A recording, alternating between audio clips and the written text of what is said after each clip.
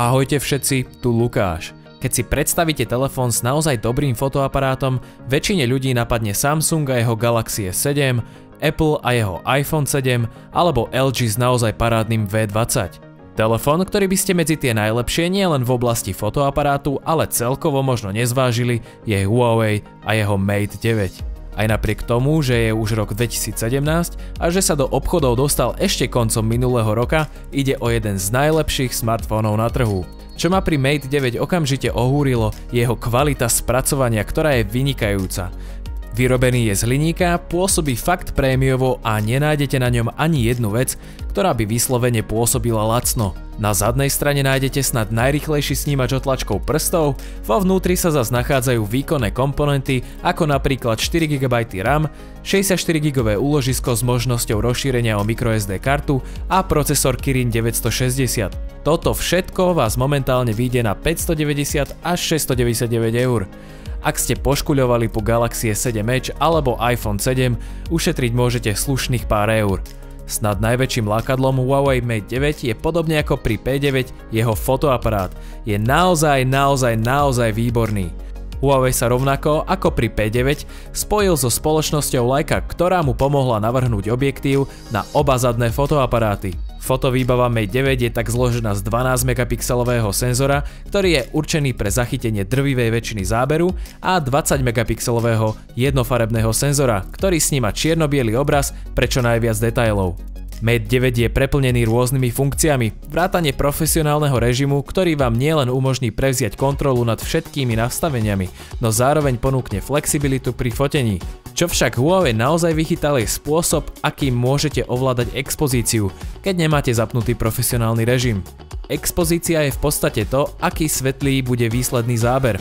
Pri Huawei Mate 9 to funguje tak, že jedným tapnutím zaostríte na to, čo chcete odfotiť a potom už len pretiahnete malú ikonku, podľa ktorej foťak nastaví svetlosť. Geniálne riešenie, ktoré som si nevedel vynachváliť. Fotenie z Mate 9 bola čistá radosť. Dosť ma ohromila napríklad táto fotka. Je ostrá, farby sú nasýtené tak akurát, ani nie veľmi, ani nie málo, dynamický rozsah je vynikajúci, jednoducho je to foťak ako sa patrí. Ďalšou silnou stránkou Mate 9 musí byť jeho 4000 mAh batéria. Väčšina smartfónov dnes využíva batériu s kapacitou niekde medzi 2500 a 3500 mAh, česť výnimkám. Mať k dispozícii 4000 mAh batériu je preto obrovská výhoda, ktorú som pocítil každý jeden deň testovania. Dlhú výdrž pripisujem samozrejme aj displeju. Mate 9 totiž ponúka 5,9 palcový Full HD panel. Nejde teda síce o vyššie Quad HD rozlíšenie, displej však vyzerá na parádu. Mám rád veľa pixelov a malý rozdiel oproti Quad HD tam určite je. Pre mňa však rozhodne nie je dosť veľký na to, aby som bol nespokojný. Okrem toho, grafickému čipu stačí obslúžiť takmer dvakrát menej pixelov, takže je smartfón podstatne výkonnejší. Koniec koncov, rozhodnutie je len na vás. Je pre vás atraktívnejší displej s vyšším rozlíšením a kratšia výdrž batérie, alebo displej s nižším rozlíšením a dlhšia výdrž batérie. Keď už sme pri batérii, tu nabijete pomocou USB-C portu, čo je podľa mňa budúcnosť. Za hodinu sa do nej vďaka technológii rýchleho nabíjania dostalo 55%, čo je slušný výkon. Nakoniec, ďalšou silnou stránkou Huawei Mate 9 je software. Obor od Huawei totiž beží na Android 7. Nougat. Najnovšej verzii Androidu. Všetci vieme, že aktualizácie Android zariadení dokážu byť poriadne zákerné, takže mať k dispozícii najnovšiu verziu hneď od začiatku je super.